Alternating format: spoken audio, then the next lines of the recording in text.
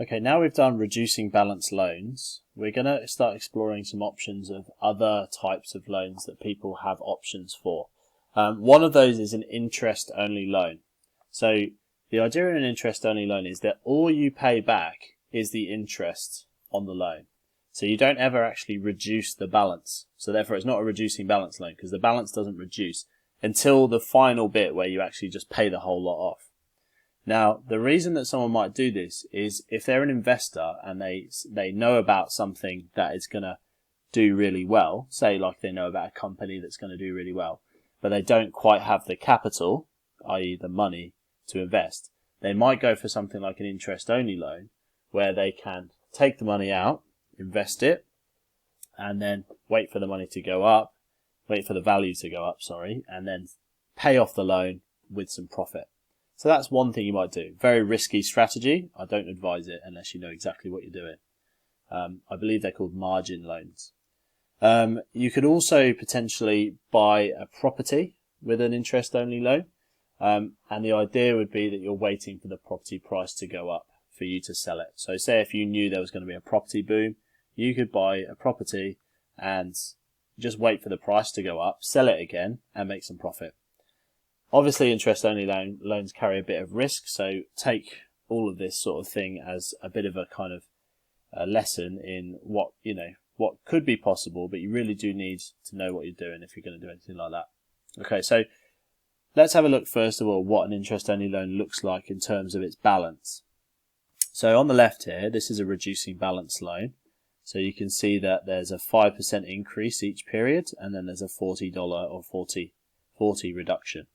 So every time the actual balance is going up and up and up. So obviously the $40 is not enough to pay off the interest that they're charging on that $1,000 loan. So this is an example where someone's not quite meeting the requirements of the loan, and so the debt's getting bigger. Here you've got a 5% increase and a $50 payment, which is just keeping on top of it. So the balance of the loan is not changing. This is an interest only. And the one on the right here is a reducing balance loan. So you can see here that every time we're paying $60, same interest rate as before, and it's reducing. So this is why we call it reducing balance loans. The idea of this video is we're focusing on interest only. So how do we know what the payment needs to be? So you don't actually need to use Finance Solver to do this. All you need to do is find out what the interest rate is and the compounding period. So say it's monthly, say it's 6% per year, 6% per annum, but it's monthly. That means it's actually going to be 0.5% per. And so all you'd have to do is find 0.5% of the principal amount. So whatever V0 is. So that's what they're showing here. R over 100 times V0. So in the case I just said there, R would be 0.5. Okay, because we divided the 6 by 12 to get 0.5. So that's how you find it, the payment. So let's have a go at this worked example.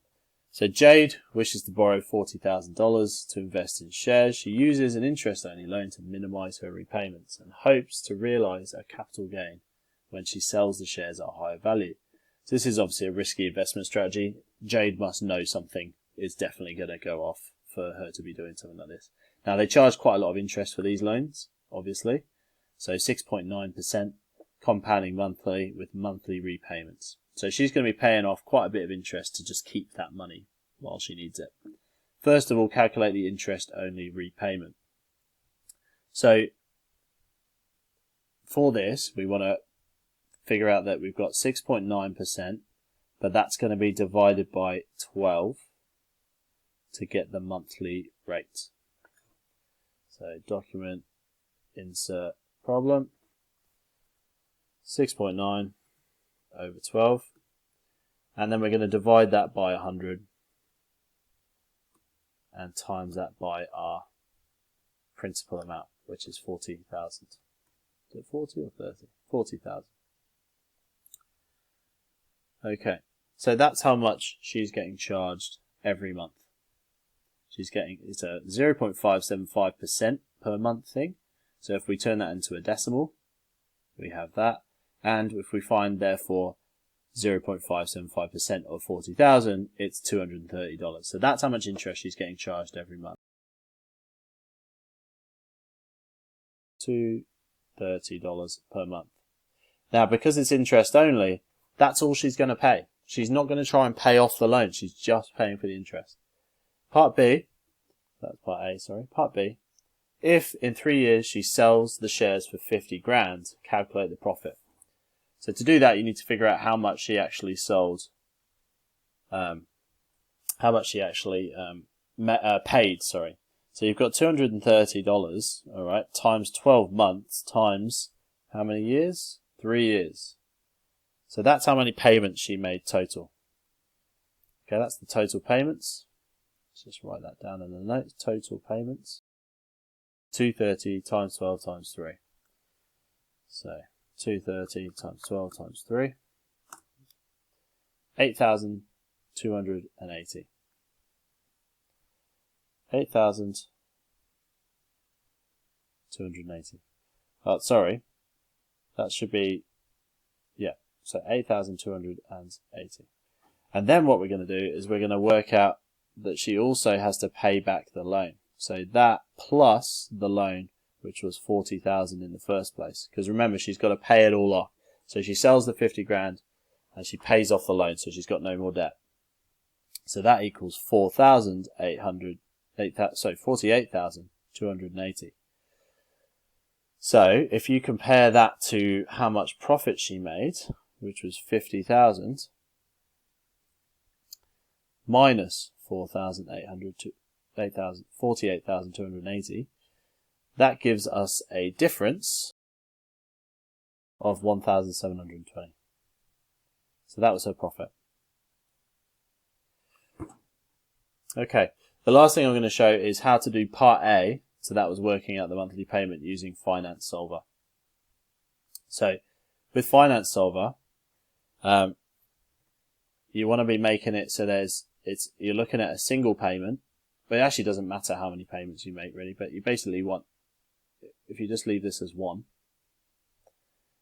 this was 6.9, PV was 40,000, positive, and you want FV to be negative 40,000. And so this is how you show it on Finance Solver.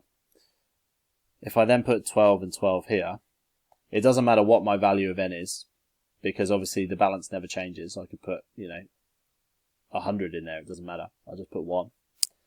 That will basically make sure that every month, every single payment, the PV equals the FV. And by doing that, it will give us 230. So that's how you solve part A with Finance Solver there. So we did it manually by showing the math. So we divided the rate by 12, give a monthly rate, and then we turned that into a decimal, worked out it was 230. But if you want to use Finance Solver, it's also.